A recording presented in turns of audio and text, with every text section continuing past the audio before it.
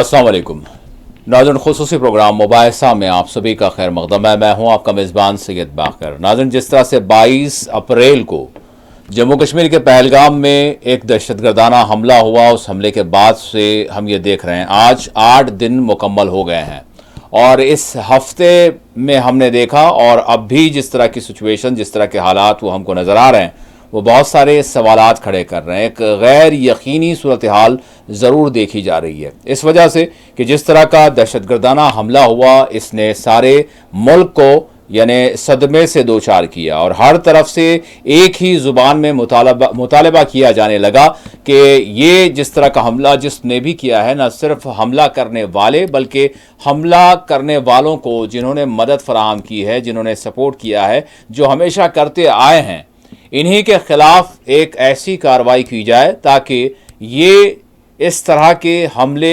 हमेशा के लिए बंद किए जा सकें। क्योंकि ये एक पहला हमला नहीं था। जम्मू कश्मीर में बड़ी तादाद में अब तक जाने गई हैं, बेकसूरों की, मासूम लोगों की।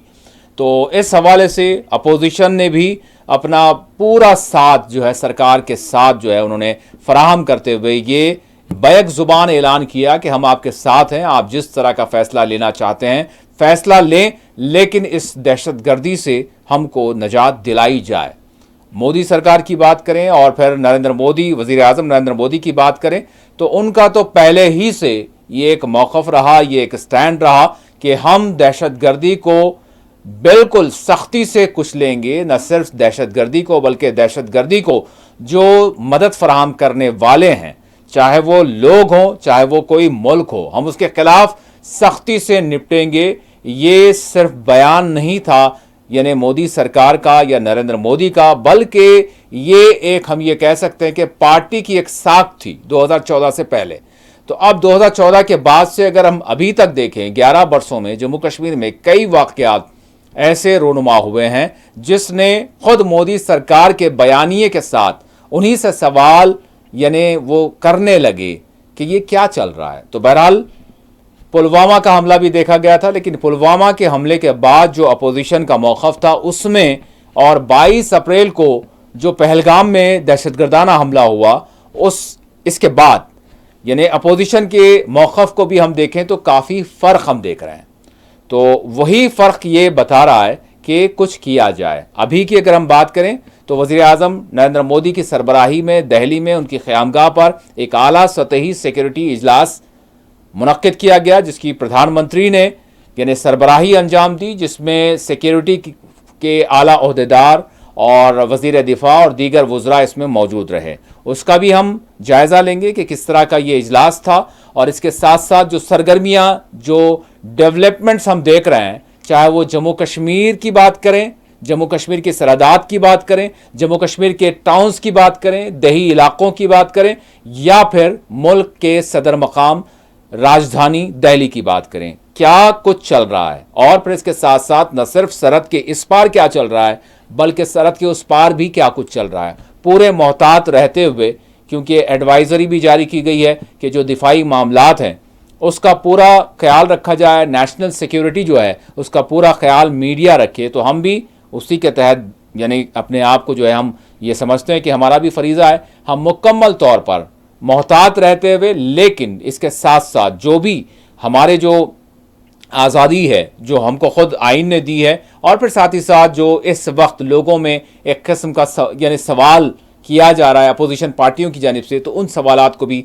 हम ज़रूर रेस करेंगे जो नेशनल सिक्योरिटी के तहत, और साथ ही साथ 22 अप्रैल को जो साने यहाँ पेश आया, जो दहशतगर्दाना वाक़या पेश आया, उस हवाले से जो सवालात उठ रहे हैं उस पर आज हम जो पब्लिक डोमेन में जो चीज़ें हैं, जो ख़बरें हैं, और फिर जो उसका कॉन्टेक्स्ट है, एक हद तक हम उस पर जो है बात करेंगे। मुकम्मल तौर पर हम भी कोई बात करने से क़ासिर हैं, माजूर हैं, हम ये पहले ही से जो है अपना जो है मौक़िफ़ रख रहे हैं।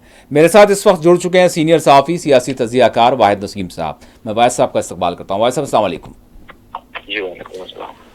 वाहिद साहब, मैं जानना चाहूँगा, आज 8 दिन मुकम्मल हो गए हैं, यानी ट्यूसडे का 22 अप्रैल को हुआ था और आज जो है 29 अप्रैल हो चुके, 29 अप्रैल की तारीख मुकम्मल होने को है।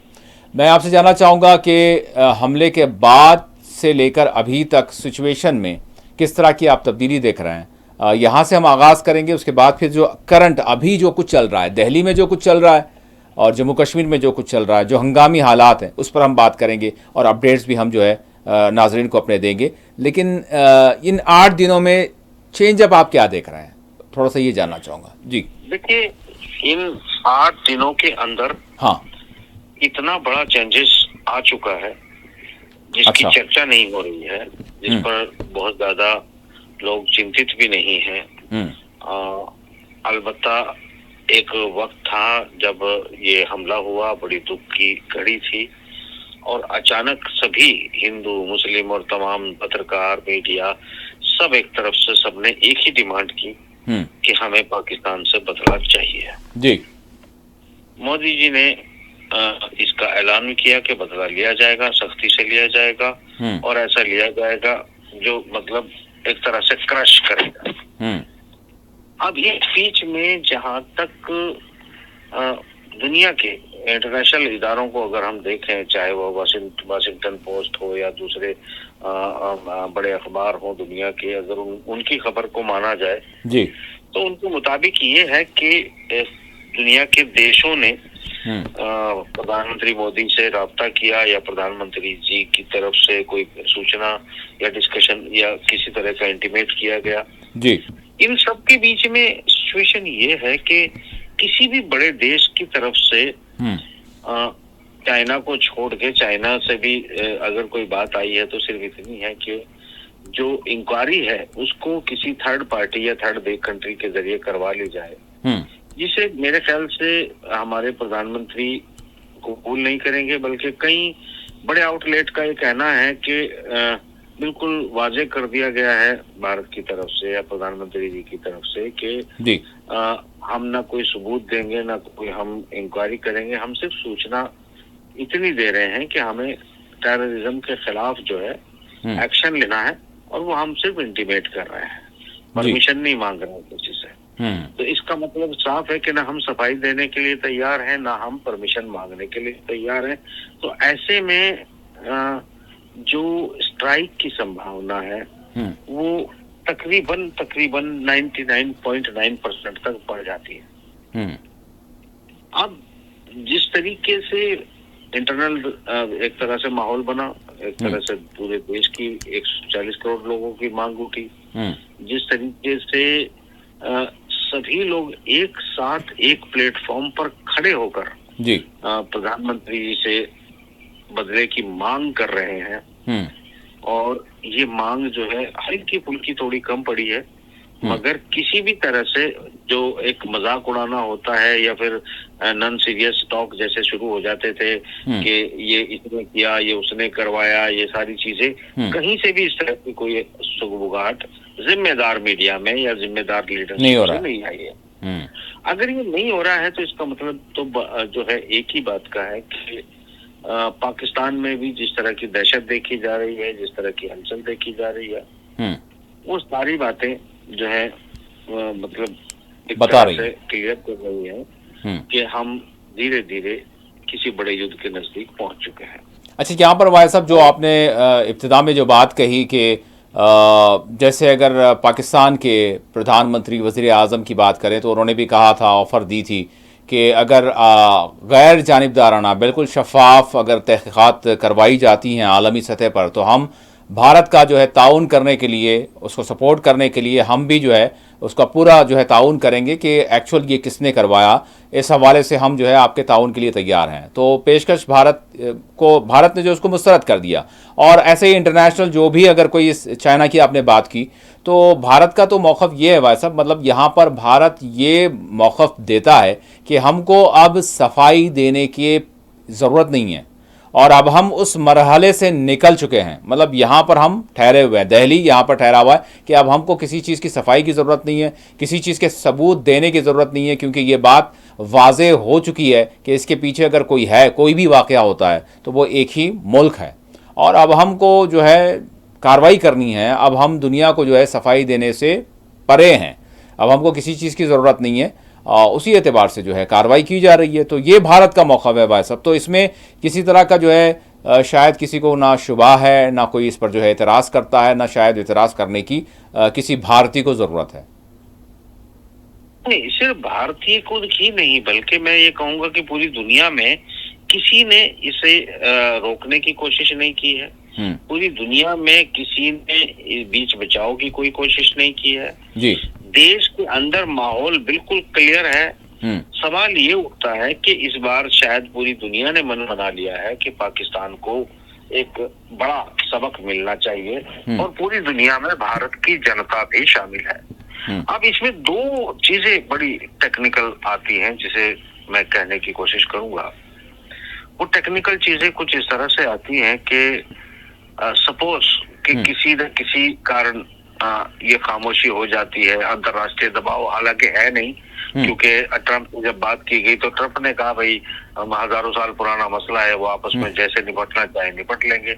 इसका मतलब साफ है कि वो अपने आप को बैकआउट कर गए। दूसरी बात, रशिया की तरफ से कोई बहुत बड़ा हलचल दिखाई नहीं दी कि भाई ऐसा नहीं करना है। एक चीज है जो रशियन आउटलेट पर दिखाई दे रही है आर्टिकल के तौर पे, वो रशियन एक्सपर्ट के जरिए, वो ये है कि ये जो एस्केलेशन है ये परमाणु युद्ध तक पहुंच सकता है और सिर्फ इसी की चिंता किसी को हो हमें लगता नहीं है, क्योंकि पूरी दुनिया में एक बहुत पहले से जो कुछ प्लान किया गया था, जैसे जेलेंस्की कह रहा था मुझे परमाणु युद्ध चाहिए, मैं परमाणु मुझे मतलब अटैक करना है।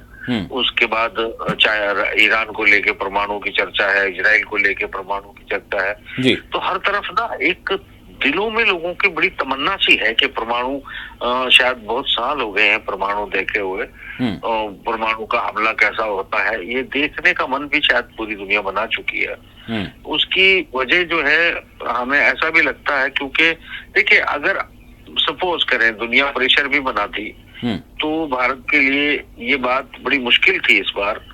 एक तो जिस तरीके के मासूमों को, बेगुनाहों का कत्ल किया गया, धर्म के नाम पर कत्ल किया गया, उसके बाद ये हुआ कि देश की जनता ने एक तरफा डिमांड करनी ही थी, जो वाजिब थी वो कर दी।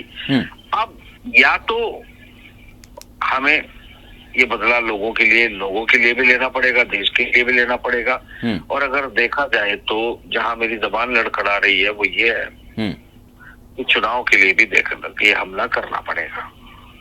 भाई साहब मैं एतराज करूंगा, मैं ना आपकी इस बात को रोकूंगा। मतलब आप हो या फिर कोई पार्टी का लीडर हो या कोई सदर हो, उसको किसी सूरत ये इलेक्शन की बात जो है, जब नेशनल सिक्योरिटी की बात नहीं लाना चाहिए उसको। जी मेरी बात सुने, नहीं ला रहा हूं मैं। मैंने सिर्फ इतना ये कहा कि अगर ऐसे कंडीशन में मोदी जी कहीं बैकआउट करते हैं या पीछे हट जाते हैं जी, तो देश डेमोक्रेटिक कंट्री है और किसी भी डेमोक्रेटिक कंट्री में जनता के प्रति जवाबदेही होती है। और जो जनता के प्रति जवाबदेही है वो ये है कि जनता ने मांग की है कि हमला करो, और अगर हमला नहीं करते हैं तो चाहे मोदी जी हैं या कोई और है, कोई भी इस गद्दी पर होता तो जनता पूछती कि जब हमारी डिमांड जो है हमले की है तो आप कर क्यों नहीं रहे, तो इसका मतलब आपको हम क्यों चुने, सीधी बात। ये एक जाति धर्म का मामला नहीं है, पूरा देश एक ही पटरी पर खड़ा है। मैं उस एंगल से भी कह रहा हूँ ठीक है कि जो एस्केलेशन है मुझे बहुत नजदीक नजर आ रहा है। कैसे यहाँ पर ये बताना पड़ेगा भाई साहब, क्योंकि यानी इन 8 दिनों में बहुत सारे डेवलपमेंट्स आए हैं। दो तीन तरह की गुफ्तगू और बहस हमने देखी है कि ऐसा कुछ नहीं होगा। मतलब एक वो यानी थिंक टैंक है, वो ये कह रहा है कि मतलब भाई बस की बात नहीं है, मामूली बात नहीं है, चाहे वो उधर हो चाहे वो इधर हो, चाहे वो इंटरनेशनली मीडिया की अगर हम बात करें तो दोनों मुल्कों के लिए बड़ा नुकसान रसा होगा जो भी मामला होगा। अगर कोई इसमें एक्सकेलेशन होती है कुछ, तो इस हवाले से बात आगे बढ़ती है, तो ऐसा कुछ नहीं होगा। सिर्फ और सिर्फ मतलब सिफारती तौर पर कशीदगी रहेगी कि हमने आपके सिफारती अमले को कम कर दिया, आपने हमारे कर दिया, हमने आपके लोगों को यहाँ से निकलने के लिए कह दिया, उन्होंने हमारे लोगों को वहाँ से निकाल दिया। इसके आगे ज़्यादा नहीं बढ़ेगी बात। बहुत हालात ख़राब हैं पहले ही मुआशी तौर पर। एक वो है, दूसरे का ये कहना है कि हाँ होगा कुछ, थोड़ा बहुत होगा, ताकि ये जो कुछ भी हुआ है इसका जो है जवाब दे दिया गया, इस तरह की बात। लेकिन बाज़ वो हैं वो ये कह रहे हैं कि नहीं ये जो है मामूली बात नहीं है, बल्कि इसमें जो है बड़ा एक्शन लेगा भारत। लेकिन भाई साहब मैं अब इन प्रैक्टिकल क्या लग रहा है आपको, अभी की जो सिचुएशन, अभी की जो सरगर्मियां बताती है ना कुछ, बहरहाल हम सरहदात की बात नहीं कर रहे हैं, हम सिक्योरिटी की बात नहीं कर रहे हैं, जस्ट हम ये देख रहे हैं कि क्या हमारे प्रधानमंत्री ने जो कहा था उसके हवाले से क्या ऐसी कोई सरगर्मियां नजर आ रही हैं कि हाँ कोई बड़ा जो है काम करने के लिए आगे बढ़ रहे हैं? देखो, अकॉर्डिंग टू गाइडलाइन अगर सरगर्मियां नजर भी आए या ना भी आए जी, तब भी हम उनकी चर्चाएं नहीं कर सकते। ये एक तरह से हम वार जोन में हैं और वार जोन में नहीं, जो न्यूज में है वो तो कर सकते हैं। प्रधानमंत्री ने आज जो है पहलगाम के मामले में बैठक की, एक इजलास हुआ, क्या उस पर भी बात नहीं करेंगे? नहीं, जो पहलगाम के मामले में जो पहलगाम से मुतालिक जो खबरें बन रही हैं, क्या उस पर भी बात नहीं करेंगे? मतलब इतनी वो नहीं, बिल्कुल है। देखिए, हाँ, उसके अलावा अब जैसे हमारे जो फ्लाइट्स हैं, ठीक है, उसका कोई ताल्लुक इससे नहीं है, लेकिन आम लोगों में सवाल हो रहा है कि भाई क्या वजूहात है कि 400 के करीब फ्लाइट जो है आगे पीछे हो रही हैं। 4 मई तक की बात की गई है और ये कहा गया है कि मौसम हवाएं जो है जो गैर मुतवक्का जो है चलने वाली हैं, इस तरह की बात। और एक रनवे पर इंटरनेशनल, अगर इंदिरा गांधी इंटरनेशनल एयरपोर्ट की बात करें दिल्ली की, तो ये जो डिले हो रहा है, बहुत सारी चीज़ें जो सवाल कर रहे हैं, लोगों में आशंकाएं हैं, तो शायद उस हवाले से बात करनी होगी। बाकर साहब, मैं एक बात फिर कहना चाहता हूँ, इसलिए आपको रोकना चाहता हूँ। मैं आशंकाएं खत्म कर देना चाहता हूँ। जी जी, उसमें इतनी डिटेल ब्रीफिंग की मुझे लगता नहीं की जरूरत है। मैं मेरा ये जो लोग ये कह रहे हैं कि मोदी जी हमला नहीं कर सकते या फिर वो बातचीत से मामला हल हो जाएगा, मैं राष्ट्रीय, अंतर्राष्ट्रीय और जियोपॉलिटिक्स और सब कुछ मिलाकर जब देख रहा हूँ तो मुझे लगता है हम मतलब जवाब के लिए बहुत नजदीक पहुंच चुके हैं और बैकआउट करने का रास्ता नजर नहीं आता।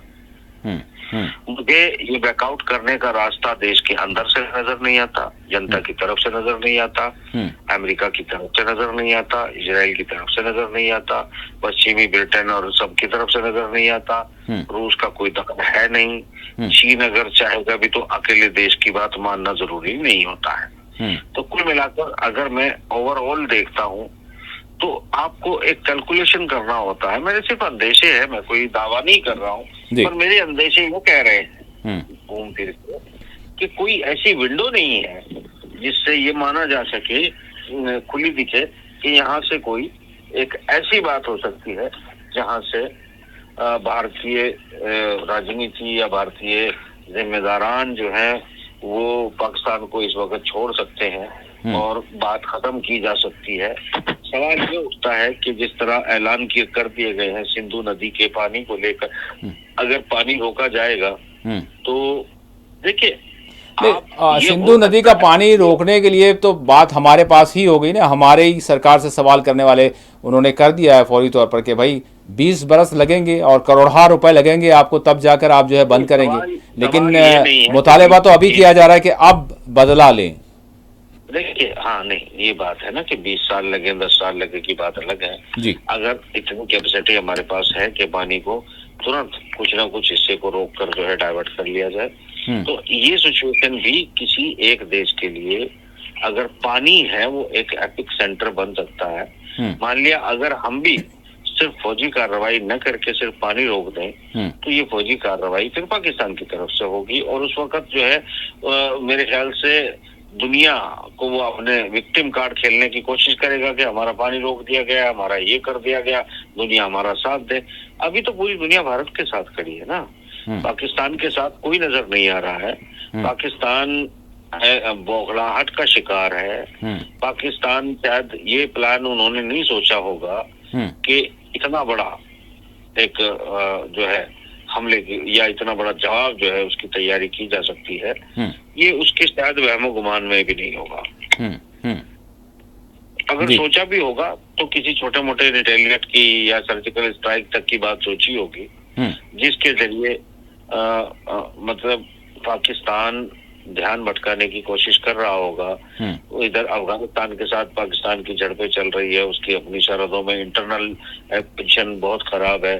उनके जो बेसिकली पाकिस्तान एक अपने फाइनेंशियली, माशी और सोशली और मिलिट्री लेवल सभी एंगल पे इस वक्त जब से पाकिस्तान बना है सबसे बुरे हालात से गुजर रहा है। ऐसे हालात में भी अगर भारत में हम्म, ध्यान भटकाने के लिए या कुछ भी करने के लिए कोई आतंकवादी हमला किया जाता है जी, तो इसका मतलब इसे पाकिस्तान का सुसाइड कहा जा सकता है। हम्म, देखिए, एक बात आपको समझनी पड़ेगी कि भारत एक बहुत बड़ी ताकत है। हम्म, वो बात बात में परमाणु का जिक्र लाते हैं, हमारी तरफ से परमाणु की बात नहीं कही गई है, हम्म, जवाबी कार्रवाई की बात कही गई है।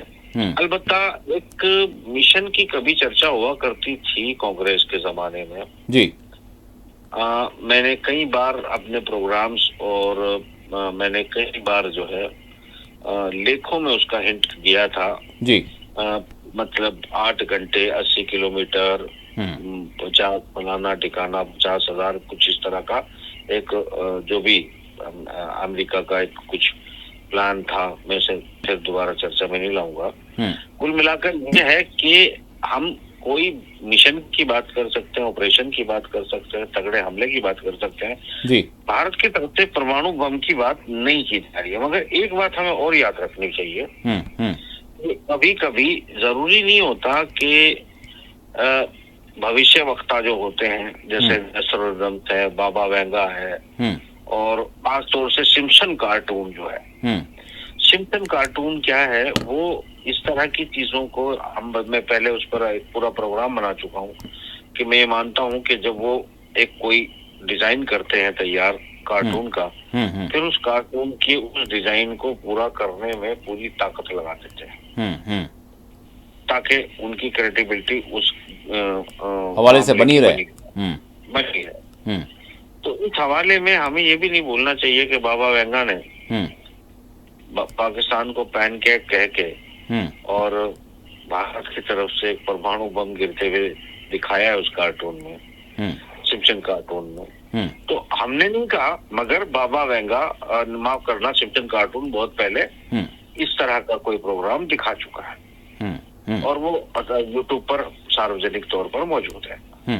अब सवाल ये है कि पाकिस्तान की लीडरशिप, पाकिस्तान की आर्मी जो प्योरली अमेरिका और ब्रिटेन के हुक्म पर चलती है जी, मैं कभी एक देश माना ही नहीं मैंने, मगर इन लोगों का, इस जनता का क्या यूज किया गया है, शायद उनके सोचने का वक्त आ चुका है जी, कि वो जिनके लिए, जैसे उनके विदेश मंत्री ने कहा था कि हम तो ब्रिटेन और अमेरिका के लिए जो है आतंकवादी पालते रहे। सवाल ये उठता है कि वो उस जनता को लेकर भारत से अलग होने की जरूरत क्या थी। एक एपिक सेंटर डिस्प्यूटेड बनाए रखने की जरूरत क्या थी कश्मीर को लेकर, जिसमें सिवाय इसके के पावर संतुलन के नाम पर बड़े हथियार भारत को भी पाकिस्तान की वजह से इकट्ठे करने पड़े जी, और पाकिस्तानियों की रोटी काटकर, उनके तमाम मिशन, उनके एजुकेशन काट के उन्हें अपनी फौज को पालना पड़ा, जिसमें उनकी फौज एक एलीट क्लास फौज है जो प्लॉटिंग का काम करती है, जो बिजनेस करती है, कारोबार करती है। मतलब वो एक ऐसी फौज है जो पूरे देश को अपनी जेब में रखती है। तो वो अचानक जो है इतनी लालची हो गई कि उन्होंने अपने मिशनों को, अपनी चीजों को पूरा करने के लिए हर एक पाकिस्तानी को मुसीबत में डाल दिया है। देखिए, युद्ध के अंजाम क्या होते हैं, क्या नहीं होते हैं, ये तो युद्ध खत्म होने के बाद ही पता चलता है जी, मगर ऐसा लग रहा है कि मीडिया में या इंटरनेशनल मीडिया में भी जितनी चर्चा या जितनी फोकस जो है इस वक्त साइलेंटली फोकस मोदी जी की अगली कार्रवाई और कदम को किया जा रहा है, दुनिया में इतना ज्यादा हाईलाइटेड वो मामला भी नहीं है कि रशिया ने एक 3 दिन का सीज फायर घोषित खुद ही किया है, क्योंकि सेकेंड वर्ल्ड वॉर की 80वीं वर्षगांठ मनाने जा रहे हैं जी हाँ, और उत्तर का पूरा इलाका खाली करा लिया गया है और नॉर्थ कोरिया को बहुत बड़ा थैंक यू बोला है, क्योंकि नॉर्थ कोरिया के फौजी रूस की तरफ से जाकर बाकायदा मैदान में लड़े हैं और सार्वजनिक तौर पर रशिया ने ये बात कही है।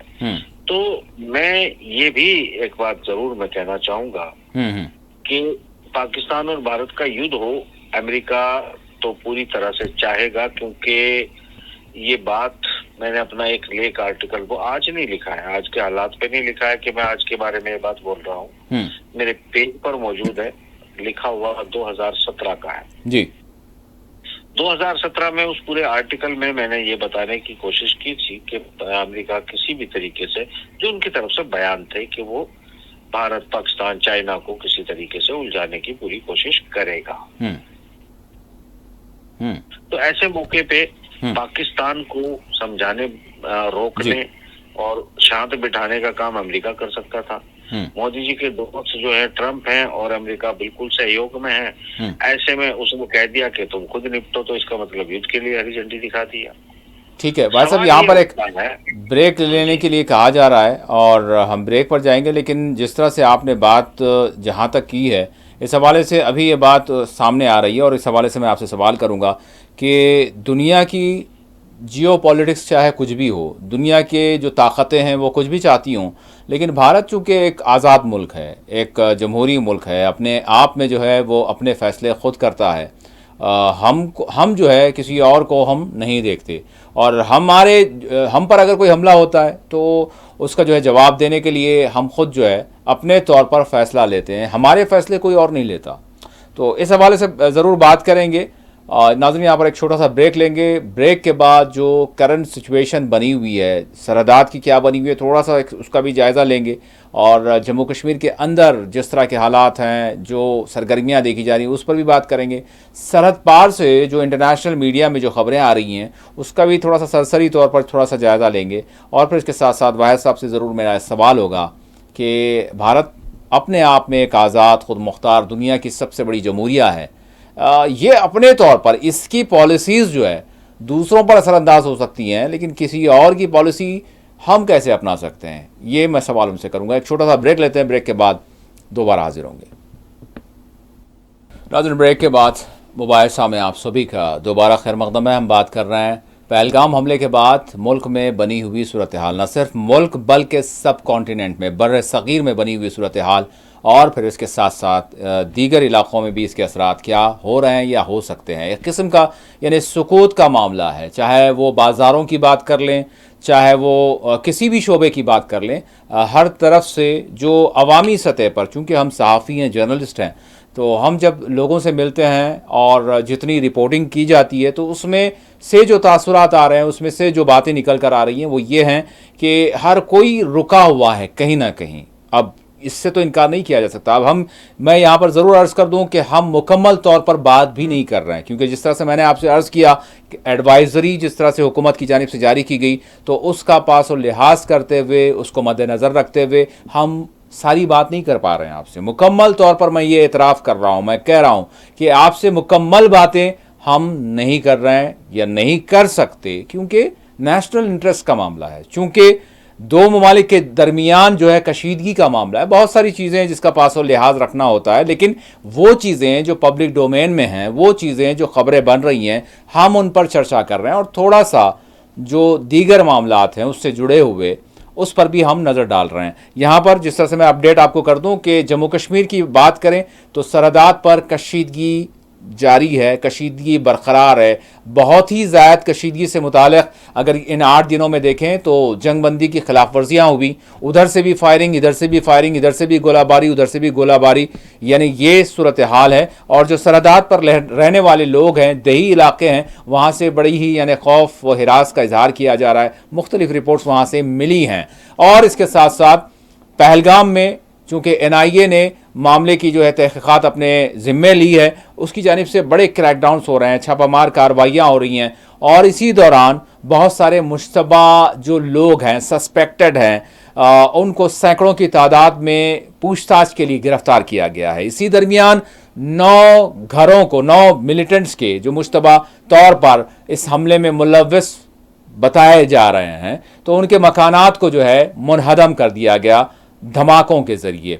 और फिर इसके साथ साथ कार्रवाई रुकी नहीं है, वो जारी है। कश्मीर की ये सूरत हाल है, सरहदात पर यानी कशीदगी बरकरार है और जो टाउन्स हैं, जो शहरी इलाके हैं, वहाँ पर बड़े पैमाने पर तलाशियाँ वहाँ पर की जा रही हैं, जंगलात के इलाकों में तलाशियाँ की जा रही हैं। जो दही इलाके हैं वहाँ पर बड़े पैमाने पर सर्च ऑपरेशन किया जा रहा है और जो शहरी इलाके हैं वहाँ पर गाड़ियों की और लोग जो सड़कों से गुजरने वाले हैं उनकी जामे तलाशियां ली जा रही हैं और बिल्कुल एक किस्म से जो है एक टेंस जैसी सूरत हाल है। लेकिन लोगों को ये भी मशवरा दिया जा रहा है कि आप कोई घबराएं नहीं, आप जो है पूरा धैर्य रखें और जहां तक पहलगाम का जो मामला है उसका बदला तो लिया जाएगा, लेंगे ज़रूर। और हमारे अगर अवामी नुमाइंदों की भी बात करें तो उनकी जानिब से भी ये बात की जा रही है। जम्मू कश्मीर की असम्बली में गुज़िश्ता रोज़ असम्बली हंगामी तौर पर जो है तलब की गई इजलास और उसमें जो है करारदाद भी मंजूर की गई, पहलगाम हमले की मजम्मत भी की गई और साथ ही साथ जो कश्मीरियों को, कश्मीरी स्टूडेंट्स को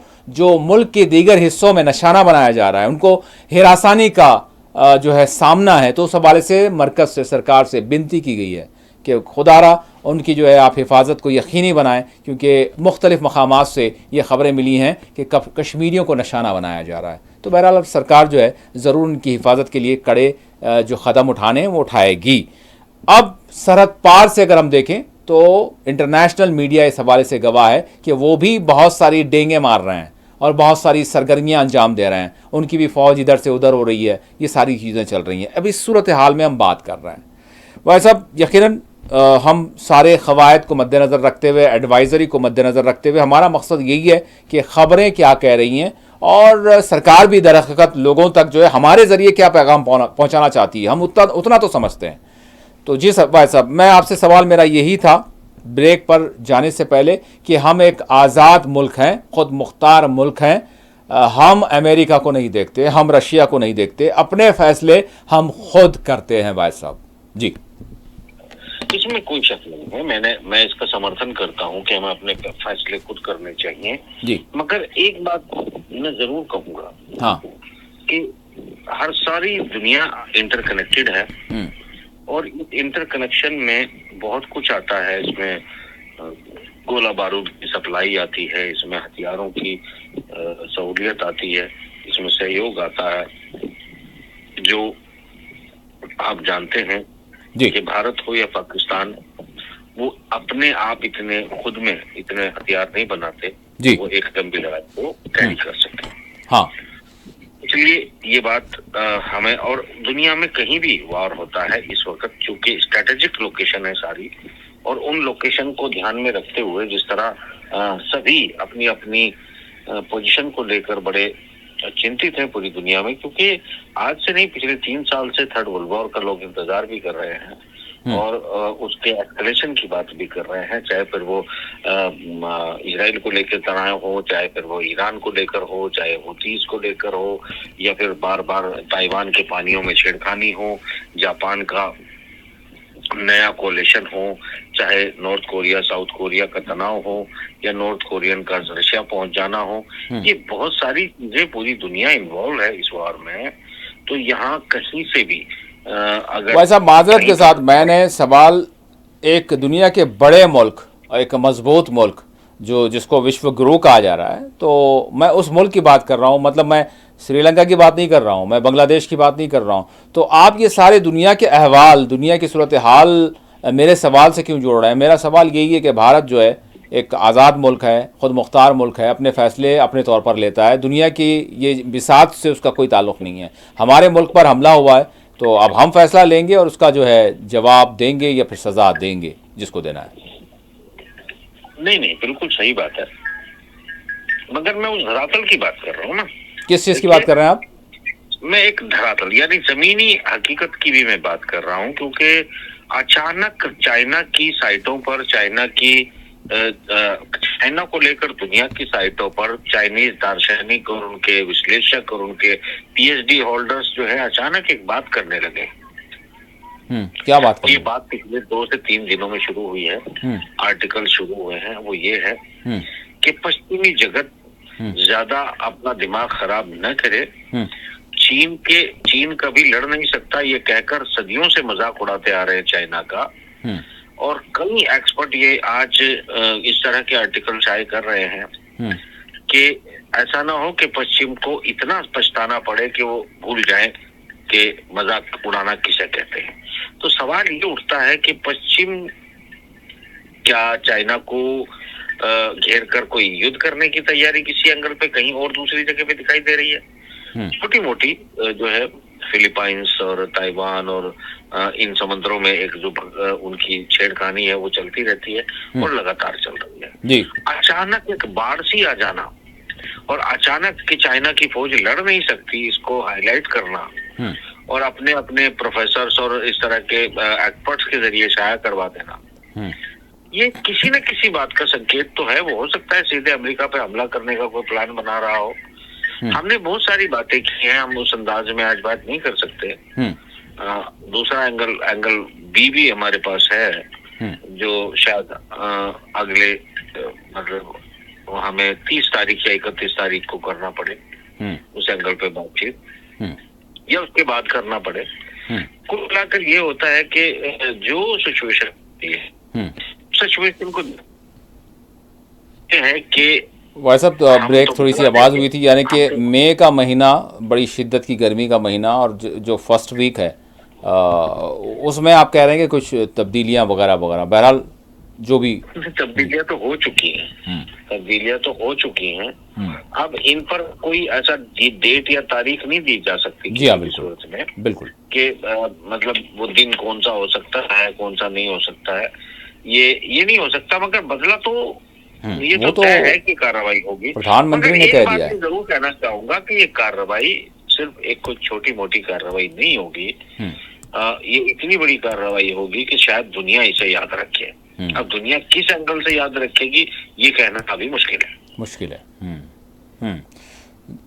दुनिया से मुराद भाई साहब, एक दुनिया वो है जो बिल्कुल मैं कहूँगा कि दानिश्वर लोग हैं, वो किसी भी शोबे में हो सकते हैं, वो बिल्कुल क्रीमी लेयर दुनिया का एक तरफ है। दूसरा बड़ी जो जनता है वो आम लोग हैं, वो बेचारे समझने से खासिर होते हैं, लेकिन मार तो उन पर पड़ती है, चाहे ख़राब की हो या फिर अगर अच्छे असरात भी हों तो उन्हीं पर होते हैं। तो वो लोग भी बड़ा तजस्सुस से दो चार हैं, वो भी ये समझना चाहते हैं चल क्या रहा है, हो क्या रहा है, और हम पर क्या हो। हम पर शायद अगर कुछ नहीं होगा तो भाई कोई बात नहीं है, अगर दुनिया में कोई बड़े बड़े मामलात होते हैं तो होते हैं। गाज़ा में हो रहा है, कत्लेआम चल रहा है, हमें क्या लेना देना। बहुत सारे लोग ऐसे भी हैं, और यूक्रेन में हो रहा है तो हमें क्या करना है कि भाई वहाँ हो रहा है, हम तो सुकून से हैं। मैं एक बात कहना चाहता हूँ, अब ये भी अगर कोई चीज़ होगी तो भाई आम लोगों को क्या है, वो मामला अलग है। सोच रहा था ना जी, ये तो पाकिस्तान भी सोच रहा था कि हम स्मूथ हैं, हमारे साथ अमेरिका खड़ा है, हम तो ब्रिटेन के बहुत बड़े गुलाम हैं, हम तो उनके जूते अपने सर पर रख के घूमते हैं, इसलिए हमारे खिलाफ कोई कुछ कर ही नहीं सकता। हम तो एक महान किस्म के गुलाम हैं और सारे ऑर्डर अपने बाथरूम और गुसलखाने जाने के भी ब्रिटेन और अमेरिका से देते हैं, और वो हमारे साथ क्यों खड़े नहीं होंगे, क्योंकि हमसे अच्छा गुलाम कोई उनको मिलेगा नहीं। सोचने से कुछ नहीं होता है। बात ये है कि दुनिया में कहीं दूसरे देश में भी अगर युद्ध छिड़ते हैं अड़ोस पड़ोस में, तो कमजोर किस्म के लोगों को या मतलब जो है सभी लोगों को कम से कम अगले 4 से 6 महीने के राशन का इंतजाम करना चाहिए, और कम से कम इतना स्टॉक रख के चलना चाहिए। और ये कोशिश, देखिए, ये हम ऐसे हालात में हैं जब ये भी नहीं कह सकते कि युद्ध ना किया जाए, क्योंकि हम तो मांग करेंगे कि हमला किया जाए पाकिस्तान पे, और वो हमला होगा भी। और अगर हमला किया जाए कि हम मांग करेंगे और हमला कर भी दिया जाएगा, तो फिर अगले 4 से 6 महीने के लोगों को जो सुन रहे हैं वो लोगों को जाकर भी बताएंगे शायद, तो ये कि अगले से 4 से 6 महीने के राशन घरों में लोगों के होने चाहिए। दिक्कतें बहुत ऐसे मौके पे आती है।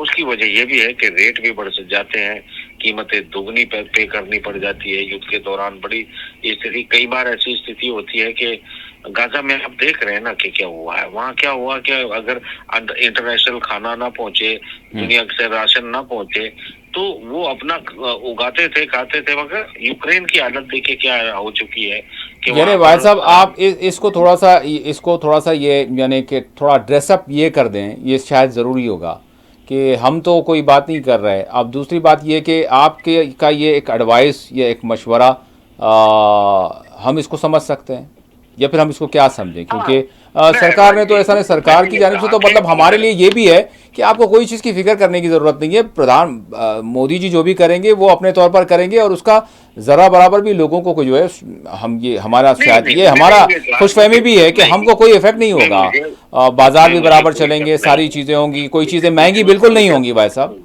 और देखिए उसमें खाने पीने की चीजें भी हमको शायद बिल्कुल मिलती रहेंगी। तो अब देखिए होता क्या है ना, जी आप बुरी बात को समझने की हाँ कोशिश करें। जी जी। मैंने अब माना कि सरकार ने 80 तो नहीं करोड़ कहा ना लोग कि ऐसा आप जो है कुछ देखिए, स्टॉक कर लें वगैरह वगैरह। जी नहीं नहीं, 80 करोड़ के लोगों को तो पहले ही सरकार राशन देती है ना। जी तो बचे कितने हैं? 30-40 करोड़ और बचे हैं, तो उनको भी राशन दे दिया जाएगा, वो बात नहीं है। अच्छा अच्छा। सवाल ये है कि जो सप्लाई चेन होती है, हम्म उस सप्लाई चेन आपके समुद्रों में आके लगती है। अगर समुद्रों में कोई लड़ाई चल रही है तो फिर आपके जो लॉजिस्टिक ट्रैफिक है वो बंद हो जाते हैं, आपकी हवाई जो रास्ते हैं वो बंद हो जाते हैं। ऐसे में हम्म जो हमारे देश या किसी भी देश के साथ दूसरे देश व्यापार करते हैं, जो सामान आता है जाता है, वो चीजें बंद हो जाती हैं। अगर कई बार क्या होता है कि अगर युद्ध बड़े हो जाते हैं, लंबे हो जाते हैं, और किसी भी वक्त आपको जो रातों को या इधर के लॉजिस्टिक पार्क है या वाहन है, सड़कों पे चलना, ये सब कुछ ना बहुत कुछ बदल जाता है। तो ऐसे में स्टॉक्स जो है, सेफ स्टॉक्स जो है वो मेरे ख्याल से काम आता है लोगों के। मैं तो ये कह रहा हूँ, वो ऐसा नहीं कि मैं यही कह रहा हूँ। देखिए आपने कभी भी देखा होगा कि यूरोप में जैसे ही कोई कहीं पर कोई हालात हुआ तो कुछ नहीं ना, कहीं हालात खराब होते हैं तो वहां के शोरूम खाली हो जाते हैं, बाजार खाली हो जाते हैं, लोग कम से कम हफ्ते 10 दिन महीने के स्टॉक जो है वो जमा कर लेते हैं। तो हर जगह एक ऑपरेशन लेके चला जाता है। हमारे कल्चर में है भी नहीं कि हम इस तरह का स्टॉक करें। मगर एक चीज है कि हमने माना कि पाकिस्तान पिद्दी ना पिद्दी का शोरबा, वो कुछ है ही नहीं। भारतीय सेना चाहेगी तो 48 घंटे में पूरे पाकिस्तान पर कब्जा कर लेगी। सवाल ये भी नहीं है कि मुझे उसमें कोई शक है। जी हाँ। सवाल ये है कि अगर मैं दूसरी तरफ ये देखता हूँ कि निहत्ते लोग और गरीब लोग, जिनके पास खाने को कुछ नहीं है, जिनके पास दुनिया के समर्थन के नाम पे जीरो है, अगर वो किसी सुपर पावर कहा जाने वाला अभी तक का इजराइल, जो दुनिया की सबसे बड़ी ताकत, यानी अमेरिका से भी बड़ी ताकत उसको माना जाता था, अगर वो 20 किलोमीटर के टुकड़े पर अभी तक सही तरीके से कंट्रोल, ये माना जा सकता है कि अपने बंधकों तक को नहीं छुड़ा पाया, तो फिर कभी कभी हर अच्छी बुरी परिस्थितियों को ध्यान में रखना चाहिए। तो मैं तो उस वजह से, उस लिहाज से एडवाइस की बात कर रहा हूँ।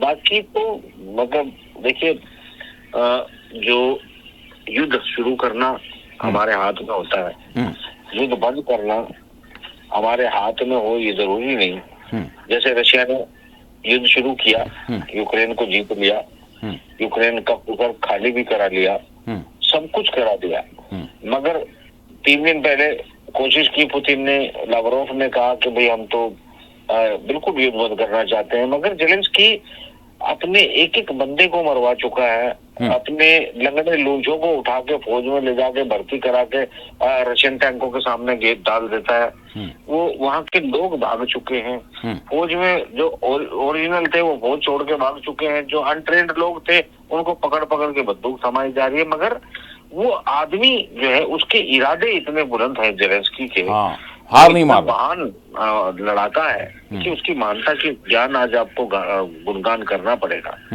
कि वो इतना महान लड़ाका है कि अपने आखिरी बंदों को भी वो चटनी बनवा कर जो है फिर उससे बैठ के आराम से रोटी खाएगा। क्योंकि ऐसे शैतान को कोई मारना भी नहीं चाहता, लोग भी चाहते हैं कि जिंदा रहे, और ये इसको इतनी तकलीफ दी है, मगर ऐसे लोगों को तकलीफ भी नहीं होती जैसा जेलेंस्की। मगर मैंने ये कहा भाई साहब आप बंद करने के लिए तैयार। अच्छा ठीक है भाई साहब, का मतलब ये है कि भाई आप यूक्रेन और रशिया की वॉर में आपने जिक्र कर दिया उसका, लेकिन अब मैं फिर आपको फिर इधर अपने देश की तरफ लाना चाहूँगा, और मैं ये आपसे ज़रूर यहाँ पर आपसे चाहूँगा कि आप ज़रूर जो है इस बात की तो जो है यानी सताइश करेंगे, इस बात का जो है वेलकम करेंगे, इस बात को जो है आप सराहेंगे, और शायद अपोजिशन को भी सराहना पड़ेगा कि देखें इतनी बड़ी संकट हम कहें या इतना बड़ा चैलेंज हम कहें कि हमारे सीने पर वार किया गया, हमारे मासूम लोगों को जो है, निहत्ते लोगों को मारा गया, और हम उस गम से निढाल हैं। यकीनन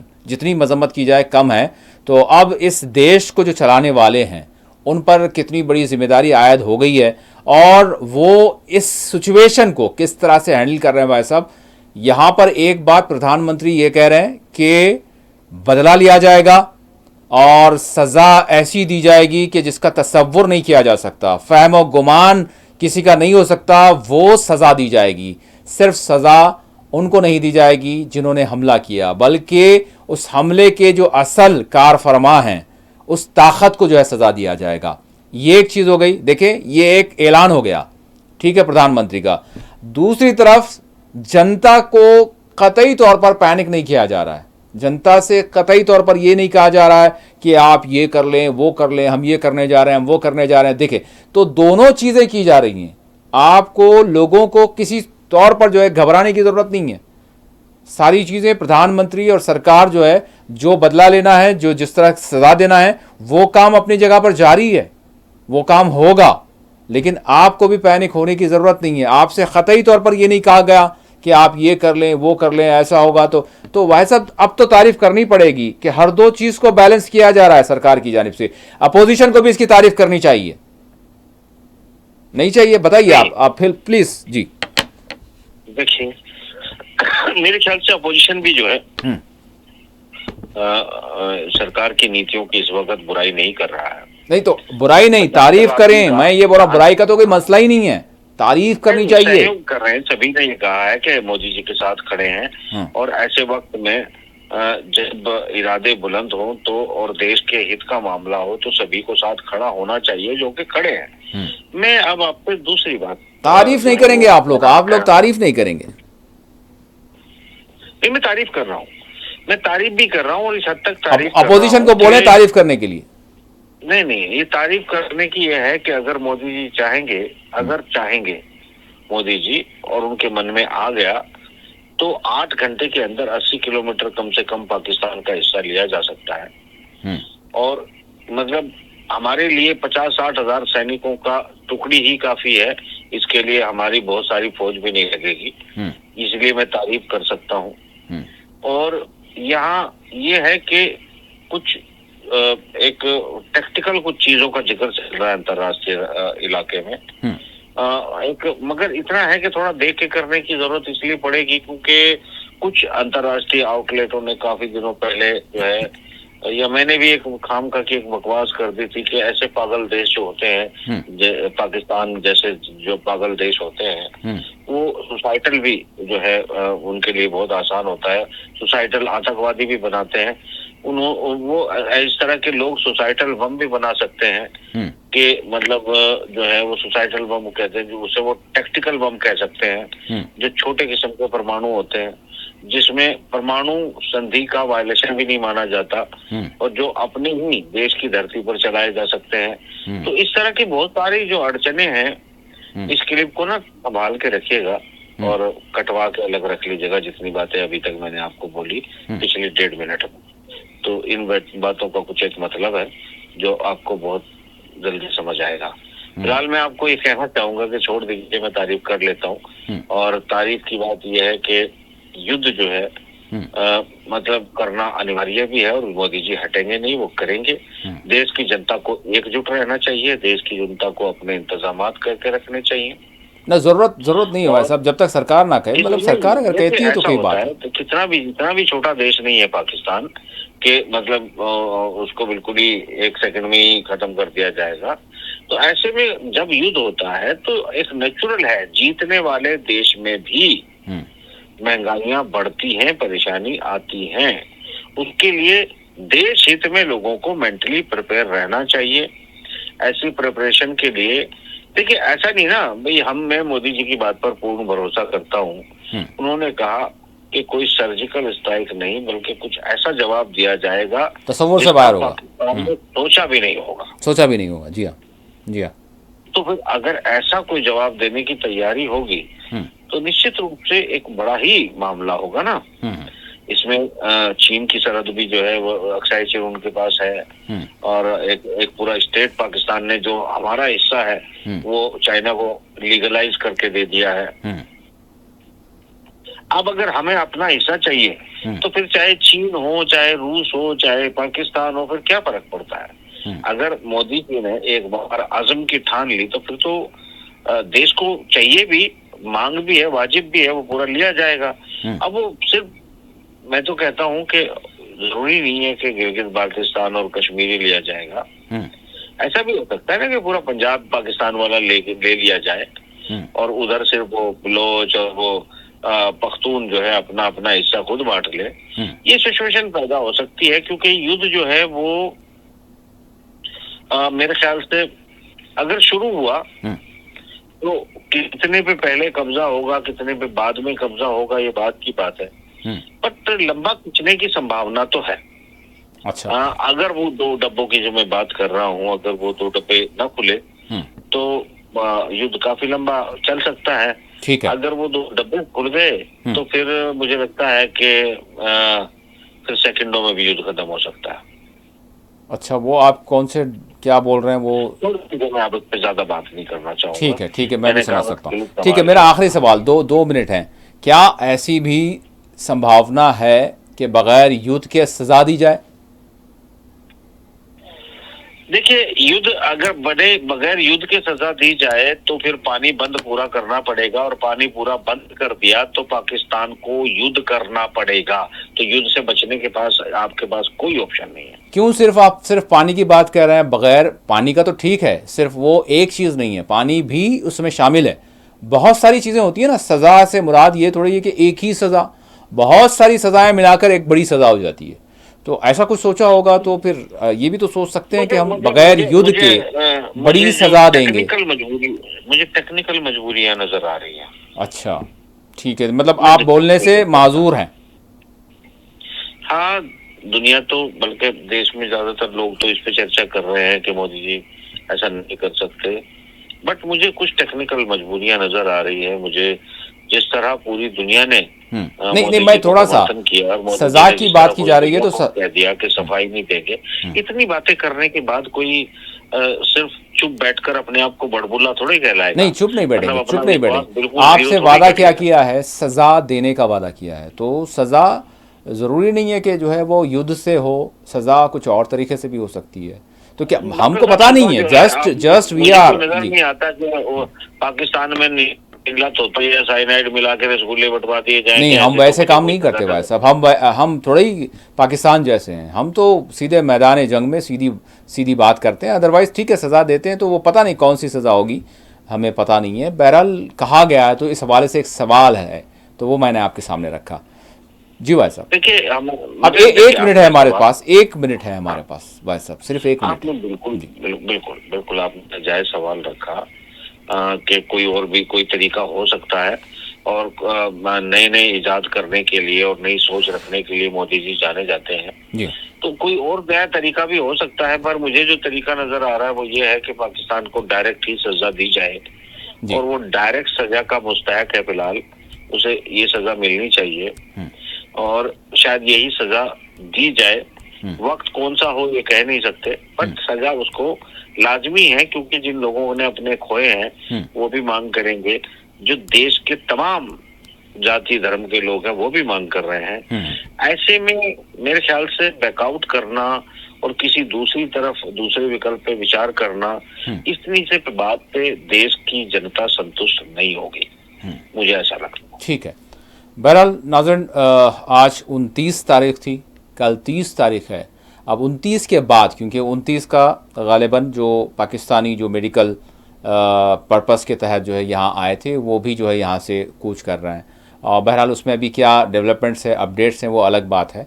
लेकिन बहरहाल आज का दिन 29 का था, और आज प्रधानमंत्री की सरबराही में आज एक अहम इजलास हुआ। सिक्योरिटी मामलात पर जो है गौर व खौस किया गया। अब आगे कल से क्या होगा और कैसे फैसले होंगे और उसके असरात देश पर क्या होंगे, और क्या तब्दीली कोई आएगी या ऐसी कोई बात नहीं होगी, ये वक्त ही बताएगा। बहुत बहुत शुक्रिया भाई साहब, आपने वक्त दिया। नाज़रीन, इसी के साथ खुसूसी प्रोग्राम मुबाहिसा अपने अख्ताम को पहुँचता है। अल्लाह हाफ़िज़।